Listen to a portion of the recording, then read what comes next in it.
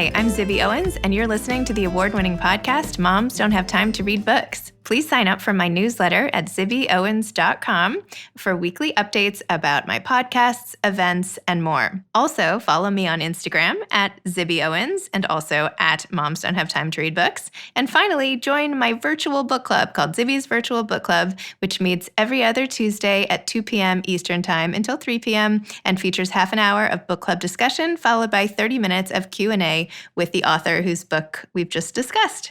You can sign up on my website, zibbyowens.com, under the Virtual Book Club section, or even on Instagram under the link in my bio. I hope you'll find me in all these different channels and enjoy this podcast. Hi, listeners. I am so excited because Faherty is back as a sponsor this week. As you may know from listening to previous episodes, I am obsessed with Faherty and their clothing. I discovered this little store in the Pacific Palisades Village Mall in LA, and my husband Kyle and I just went crazy. They have amazing men's clothes and women's clothes that are so soft and great fabrics and colors and everything else. And I have been a fan for so long. So when they approached me to be a sponsor, I was like over the moon. They even did a little website for me on fahertybrand.com/Zibby. So go to Faherty, spelled Faherty, brand.com/Zibby, and you get 25% off all their clothes, which I have definitely used, and I have to stop at this point, but I keep buying their cozy sweaters and dresses that go with leggings, and I have this turtleneck, light sort of brownish heather gray. I'm not describing it very well, but anyway, dress-ish thing that I've been wearing almost every day. Kyle wears these jacket / polo, not polo, button-down shirts, sort of indoor, outdoor. We're stuck in the house anyway right now. But anyway, you have to go get 25% off with code Zibby, fahertybrand.com. Go check out their clothes. You'll see why I'm obsessed. I'm kind of sad to be revealing this little secret brand that I thought that we had only just discovered, but turns out a lot of people know about. And now you do too. So go check it out. And thanks, Faherty, for being a sponsor. So this was an interesting podcast. I got to interview a husband and wife team. The wife is Jennifer Risher, who is the author of We Need to Talk, a memoir about wealth. Jennifer was born in Seattle, Washington, grew up in Oregon, and graduated from Connecticut College. She joined Microsoft in 1991, where she worked as a recruiter and then as a product manager. She and her husband, David, who I also interviewed alongside her today, have 2 daughters and live in San Francisco, where David is CEO of World Reader, a nonprofit he co-founded with a mission to create a world where everyone is a reader. I like that mission. In May 2020, Jennifer and David launched hashtag #HalfMyDAF, half my DAF, to inspire more charitable giving. We Need to Talk is Jennifer's first book. And as you'll hear from David himself, he was one of the very first employees of Amazon. And he tells us about what that was like, among many other interesting things, and how he became a humanitarian on behalf of reading.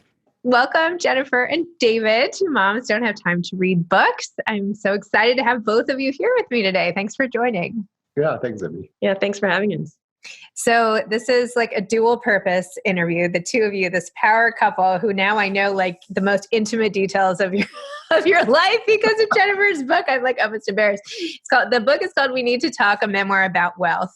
But it's really also a memoir about you, and it's about your success in life and how things have developed in your relationship and family, and struggling with everything from, am I spoiling my daughter by going to Hawaii when she's 8 months old, to all these like big and small questions in life. And then David is here, is your husband and like the central character in this book, aside from you. And also because he's doing such amazing things as you both are for reading worldwide. So anyway, lots to discuss. So why don't we start with the book? Jennifer, would you mind just telling listeners who aren't aware and who might not have gotten the full scoop from my brief summary there, what your book is about, and also what made you write this book? What made you write it, and why now? Yes. Well, Zibby, I'm really lucky because when I was 25, I joined Microsoft and I met David. And I also got stock that ended up being worth hundreds of thousands of dollars. And 6 years later, David and I were married, expecting our first child. And David started this job at an unknown startup that was selling books on the internet because he loves books. and he wanted to try this thing out, and it was Amazon. And we were in our early 30s and we had more money than we could wrap our heads around. And, wealth surprised me. I didn't find myself in a big, sparkly private club hanging out and sharing financial secrets.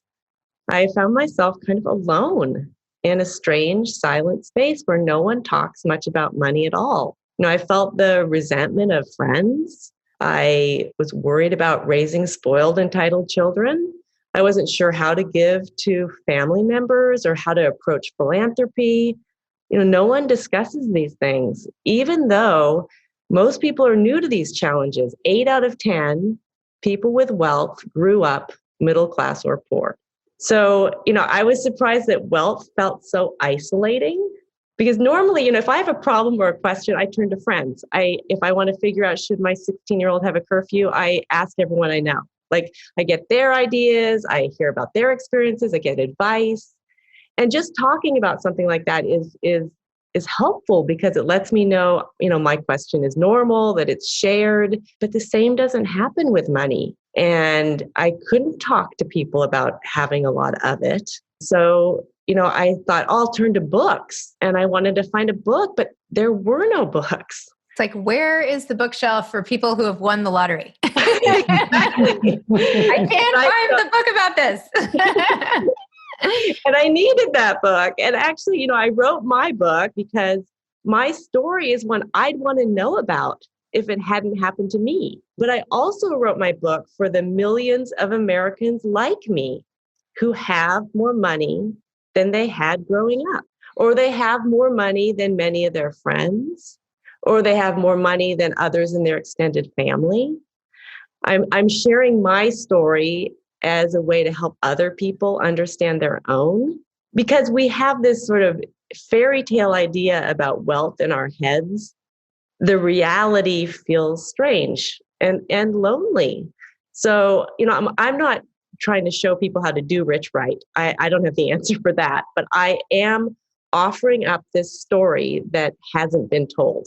I feel like you came in also, sorry, I hope I didn't interrupt you, but you came in with this bias. I mean, I feel like your family was particularly not anti-wealthy, but just like, there was such a judgment attached to spending anything. Like, I feel like you had such a chip on your shoulder. Like, maybe not everyone coming into wealth is that almost disdainful of it, or like, I can't enjoy this house, or I can't, get a connecting flight, or whatever it was, right? Or right. No. Airport, or, I feel like you had a particularly strong background against it. Yes. And then when you like found yourself in it, you had to do a lot of mental work to kind of, it's like cognitive dissonance in a way, right? Absolutely. Yes. I mean, I think, to become something that you're biased against is tricky. So I had to really work through that.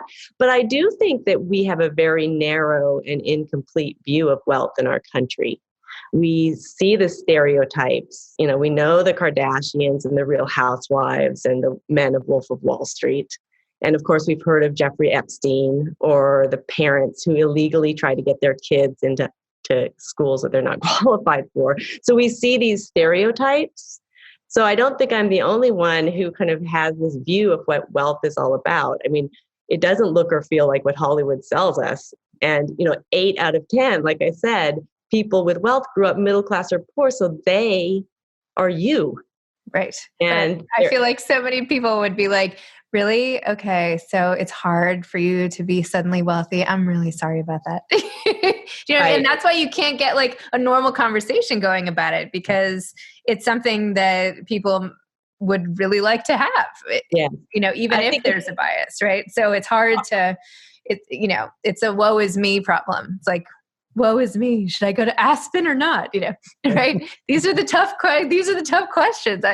So I think people are very quick to mock it and not understand it, and then they're left a big hole for your book. So there you go. Well, I think there's a reason this book hasn't been written. It's because of that, and I think it's important to start conversations, because no matter how much you have in your bank account, if you have parents, if you have a partner or siblings or friends, you probably know that money is uncomfortable to talk about. You probably have faced sort of that awkward money moment, or you have some money issue sort of hanging over your head.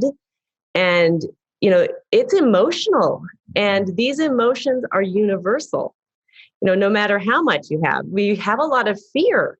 It's fear of being rejected, fear of hurting other people's feelings, fear of not measuring up or of sounding unknowledgeable. We all have money shame and money guilt, and we all have that money story that starts in childhood. David, I don't want to leave you out here. I have all of Jen's, views of her family and her wealth and all this stuff, and some of yours. But what was this whole experience like for you? Like, do you share the let's talk about it, let's let other people in, like, mission of Jennifer's right now, or how do you feel? For sure, the answer is yes to that question. I do. But yeah, my growing up was different, and I didn't grow up with a lot of money myself. In fact, I was raised by a single mother. And for me, and our sort of big event for the week was going to the library and coming home with a big stack of books. Like that's how we sort of explored the world. So in which obviously has something to do with what I'm doing now. But, so for me, there's probably less emotion in a sense tied up. What my mother would say is, we're not poor, we just don't have any money. And so it's just kind of like a sort of a neutral statement. So I didn't have that sort of, kind of bias coming in. At the same time, I had no preparation for what we've gone through at all. And, as Jen said, this is the book I would have looked for in the bookstore if it existed, but instead, she had to write it. Wow. And by the way, I used to work at a company called Idea Lab. I don't know if you knew it. It was like a big deal in like 2001 for like a hot minute. So I had a moment with stock options because I was like the 25th employee. And all of a sudden I was like, oh my gosh, this is going to be amazing. I'm this like huge pile fall into my lap. Anyway, it didn't happen. But I know when you were saying how people had the stock price, in the office, sort of like checking all the time. That was sort of became the culture of some of the operating companies. So anyway, I don't even know why I bothered sharing that. I want to hear about the new nonprofit and Half My Deaf and all these things that you guys are doing to like change the world reader and like everything. So when did the nonprofit element giving back sort of start, bubbling up in your lives? And how did it come to this? It's something we can probably both talk about, and we have, maybe a little bit different perspective. Neither one of us really grew up in a family that gave a lot of money away. We didn't have any money to give away. Jen's parents weren't really wired that way. And so for us, Jen talks about this, sort of our first sort of philanthropy, I guess, was sort of, our children's school asking us for donations and these sorts of things, which looking back on it are sort of fine on-ramps, but it's kind of incrementalism. It's not really going to kind of get you over the sort of hump. Years ago, about 10 years ago, we decided to spend the year traveling around the world with our children, with our two daughters. We have two daughters. And at the time, they were very young, and we were their teachers, which is a whole separate experience and just infuriating and fantastic and everything you can imagine. But we also spent every afternoon and often, entire days or longer working with them, doing kind of service work. We taught at a school in China for a couple of weeks, taught English there. We helped paint a house and actually helped someone buy a house in Vietnam and so forth. Along the way, we were reading. And again, that's a sort of separate story about World Reader. But I think both of us at that point were sort of looking for, kind of a little bit of the next thing. And I, in particular, was very much looking for the next thing. I'd been at Amazon for many years. And so, again, I can tell you the story at the beginning of Amazon separately if you're interested. But for us, at least for me, I would take that. you got it. Finish this one. Ah, so, maybe I'll tell you just sort of the beginning of World Reader, which will kind of help tie a couple of threads together. So we actually ended the trip in Ecuador, and we were at an orphanage. And as we're walking, there's a girls' orphanage, and our daughters had volunteered, and we had spent the day kind of working with the young women there. As we were walking towards the exit of the orphanage, the woman who ran the orphanage was kind of looking around, and I was too, and I saw a building with a big padlock on it. And I asked the woman, what's going on with that? And she said, well, that's our library.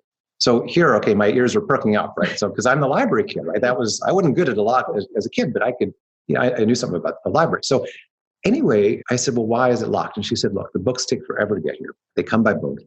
Often by the time they get here, they're not very interesting because they're out of date, or maybe they started out as being someone else's kind of almost trash books type of thing. So the girls just aren't very interested in that anymore. And I said, well, gosh, that doesn't sound good at all. Can we take a look inside? And she said, I think I've lost the key to that place. And when she said that, And when, now we're looking at our two daughters, and each of our daughters has a Kindle because, of my Amazon background, and we'd use that to read around the world. Every place we went, we would read books that were local books and so forth.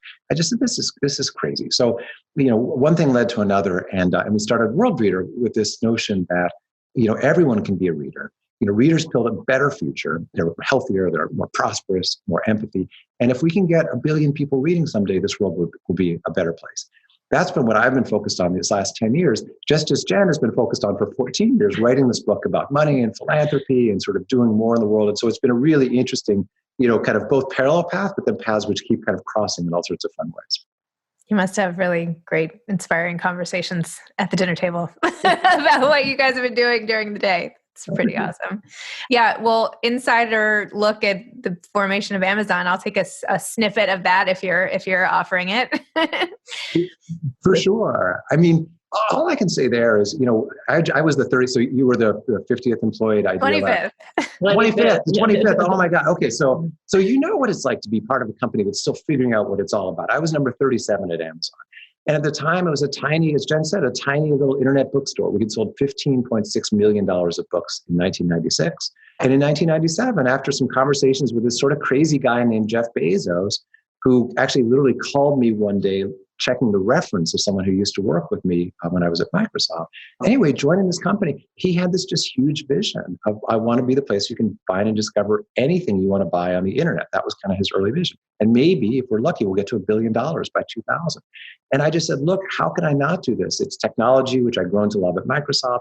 It's books, because it was a bookstore, and we could become Earth's biggest bookstore. That was our tagline at the time. And we could maybe do something that really did kind of change the world. But it was exhausting and crazy. And frankly, we didn't know what we were doing half the time. I mean, we almost ran out of money a couple of times. Again, it's probably a whole separate podcast. But all I can say is that from the outside today, Amazon looks like this incredible machine. But I will tell you, when you're employee number 37 and you're literally putting down the train tracks as the train is just barreling down the tracks, it's pretty frightening. Last thing I'll say, my mother would she would call me and she would say, look, David, what have you done? Why have you left Microsoft to go to this crazy thing? And in the papers would be calling this Amazon.bomb, right? That was the sort of thing. So anyway, no one knew why I'd made this crazy decision. But I just said, look, it was kind of about books, kind of about reading, and kind of almost a passion for me to see if this was going to work. And luckily, it did. And at that time, people weren't going to their computers to buy things. And I was like, oh my gosh, who's going to go to the computer to buy a book? And then he was going to add music and he was going to add toys. I'm like, no one is going to go to their computer. No. Luckily, someone else had a better vision than I did. But actually, Jen was a huge advocate of my going. We had also just about to have our first daughter. So it was kind of crazy. People would say, maybe you should just have one child at once, like not have a child and a couple. But anyway, it worked out.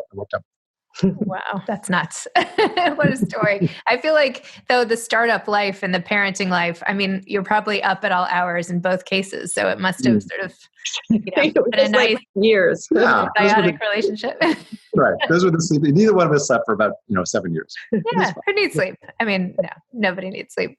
Jen, in your book, I found it really interesting that interspersed with all of the personal stories and sort of the thought-provoking issues you brought up, you had little pages with like discussion questions, as if you wanted us to stop and literally I thought I should find, like little conversation starters. Like, all right, I better stop and I don't know, talk to my husband about what Emily's, what about the parents at Emily's new independent school? What are they doing with each other and all the rest? Tell me about putting in the questions at each chapter, and not even like bullet points, which I feel like other books do, but like almost like reading, book club questions as you go. Tell me about that.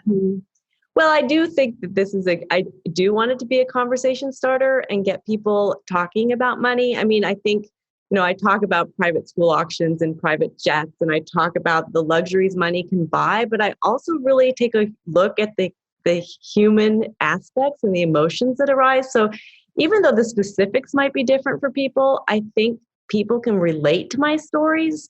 And I'm hoping that they can kind of understand their own in a new way. And those questions really are prompts to get people to, I can see like you reading it with your husband, or giving it to your parents, or giving it to your sibling, or giving it to a good friend. And then it becomes sort of the catalyst for conversation, that it makes it easier to start those conversations. So I'd love for people to use those questions, not only to kind of think about for themselves, but to share and start these money conversations that are so needed, start them happening. I mean, I think my book is like the ideal book club book. I mean, for people who want to, it's not easy. I always tell people this is really, really uncomfortable.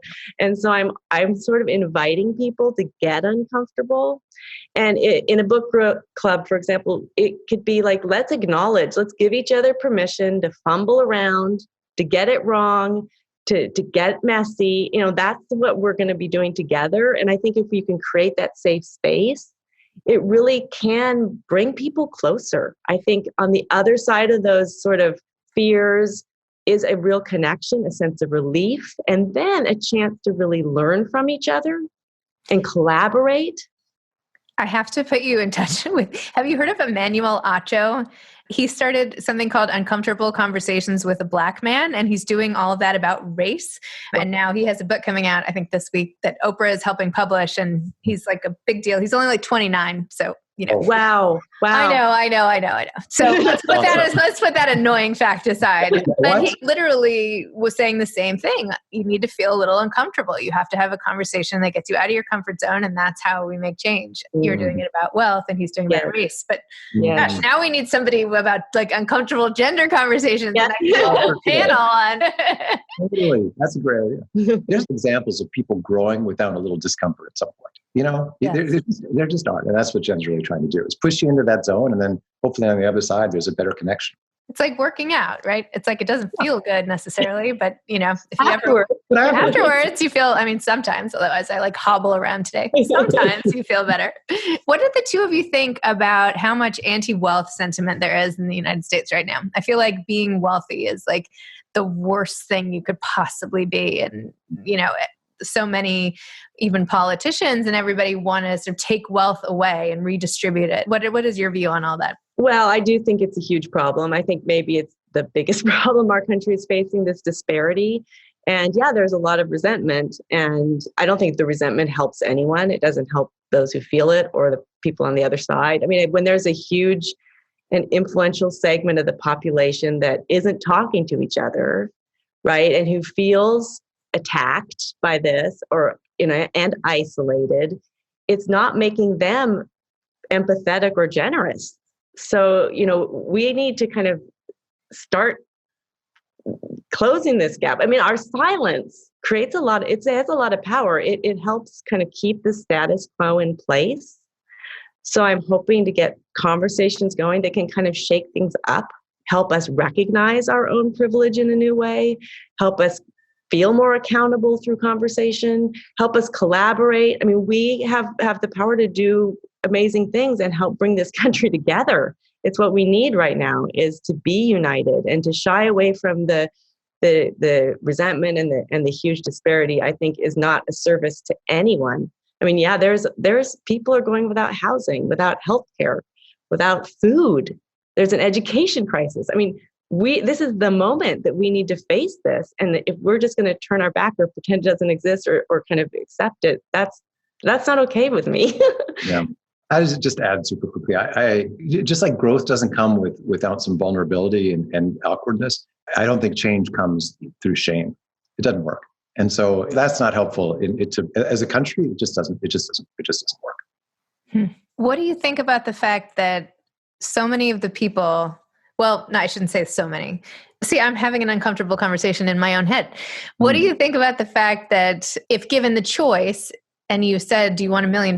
Most people would be like, sure, hand it over. And yet, so they're like talking on one side about how it shouldn't be that way. But if they were to have that happen to them, they would gratefully accept it perhaps. And the role, not to get too political, but, obviously there are societal issues, but whose job is it to redistribute that wealth? Like, is it the individual or is it from the government? I mean, I think philanthropy is wonderful, and I think we should all be kind of feeling that responsibility, but we can't, it's a drop in the bucket compared to what needs to happen. And it needs to happen at a governmental level, policy level. Yeah, we need, healthcare for all. We need to ensure that there's a strong social safety net for people in this country. I don't want to live in a society where people are living on the street. That's a disaster to me. We need a huge structural change. And I'm very thankful for our new leaders. Me too. Very excited. It's like such a fun word. I'll air this later, but we're talking now right after this historic, exciting weekend. I feel like I've been like bouncing around my house or something today. Just so much optimism right now. So much excitement. I'm so ready for it, which is great. I wanted to know how you're handling your daughters at this point. So in order to not spoil them, like today, like what is your approach to parenting without spoiling? Yeah. What are the rules? What are the, Right. Well, the groundwork's already been laid. I mean, I think it happens early, and I don't think it's like a conversation. It's living your values day to day, week to week. They're watching you. So kids see how you interact with other people. They see kind of how you make decisions, what you prioritize. So I think, it's even just thinking about going into the grocery store with your kids. What do you do when someone cuts you off and takes the parking spot? How do you react? Like, are you deserving of that parking spot, or do you kind of accept like, well, maybe they're in a rush. Let's find another one. It's okay. And going into the grocery store it's an opportunity to show your values, to talk about, are you choosing things because of, the value they have or the price, or how do you make decisions? How do you make choices? And that's an opportunity for teaching your kids too. When you go to the meat counter, how do you interact with the man on the other side? Are you gracious? Are you thankful? Same with checking out. I mean, I think all these small details add up. And I think that's what kids really, really learn. How they learn is through watching us. And I think it's about not only values, but sort of our attitude, a sense of gratitude, I think is really important. I mean, even if you're traveling to amazing places, if you don't take things for granted, if you show appreciation, I think all these things are important. I think you need to walk the walk, and your kids will learn from that. And how about entrepreneurial ways versus not? Are you trying to imbue that as something that's like, maybe just by modeling your kids absorb this, and, being a Silicon Valley family, perhaps it just goes without saying, but what do you think about entrepreneurship in the family? Well, I want both of our daughters to find themselves and follow their own path and figure out what's right for them. We're modeling what's right for each of us and as a couple, but now they're in their early 20s. This is their moment to find their own path and find their own passions and find out where they can make their impact and difference in the world. So I want to support them to be their best selves. I also just putting my own 2 cents to your parenting. I think that even though they're in their 20s, there's still a lot to be of parenting left in terms of, oh yeah, there is. Especially in terms of the financial side of life, because this is when, like, I think back to my 20s and like, I feel like my parents were like, okay, she's good. Well, she's good. Like she knows, and we can't spoil her, and she's off on her own. But I don't think the 20s. This is really my 40s. I'm like ready to go. I don't think I was in my 20s necessarily. No, and I realize this more and more, and especially this is where the wealth gets layered on. I'm reading a really wonderful book by James Grubman called Strangers in Paradise, and it really talks about kind of the stereotypes of wealth, and then the kind of attitudes that we both brought to wealth, which is middle-class attitudes. And those served us well, but now we have to think about how to use our wealth in society and with our kids. And it's more inclusive, it's more interdependent, and it's starting those conversations. And we have started to have kind of family conversations and kind of talk about our values and our mission as a family who has this incredible resource. And how do we make sure we harness that for good in the world, and that our children buy into the philosophy that we're doing this as a family. And that is a piece that we're in process right now. It's a big question. And I think a big question for anyone who's kind of come into more money than they had growing up. The big worry, of course, is initially like, how am I going to spoil my kids? Are they going to be entitled, and they're going to be ambitious and motivated? And I feel like we've checked that box, but then there's this whole new kind of, how are they going to be as people, as stewards of wealth in the world. One of the things that I think sometimes it's just better to be lucky than smart, right? So the fact that we started World Reader 10 years ago has given which at that point they were in 4th and 6th grade, right? So, or 5th and 7th grade. So they were young at the time. I think that's right. And so they've had 10 years to sort of watch sort of how to steward not just the wealth side, but kind of how you spend your life side of things. And one of the things sometimes people ask me about, philanthropy and rolling up your sleeves and starting a nonprofit.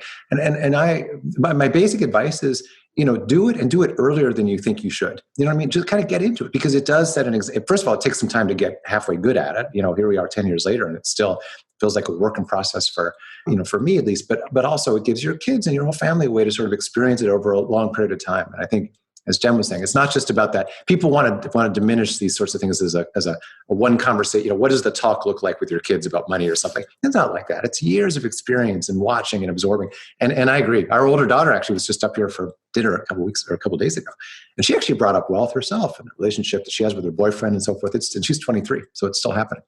Yeah, that's like a whole nother thing. That's another podcast.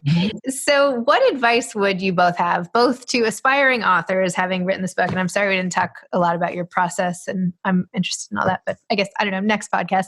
Advice to aspiring authors, and then advice to people who really want to use their wealth for good. Both. Yeah. Well, aspiring authors have a lot of tenacity. Keep going. I mean, I think I really enjoyed the process of writing. I found it fascinating as like a puzzle. Like, how was I going to piece all these pieces together? And how was I going to talk about money in a way that wasn't off-putting or offensive? So I had those pieces to kind of wrestle with. And I've been rejected so many times. I think it's, believing in yourself, believing in the process, and just keep going, and you can do it. It took me many, many years. So I'm very happy to have it out in the world. Yeah. And on the sort of putting money to work for good, I would say it really starts with looking in the mirror and thinking to yourself, what do I really care about? It's so easy to get confused. People ask you, particularly if you have money, even if you don't have money, people ask you for things all the time. And you have to remember that there's a difference sometimes between what they want and what you want. If it comes to doing this sort of work, World Reader now, as they say, we're 10 years old. We've reached 15 million kids.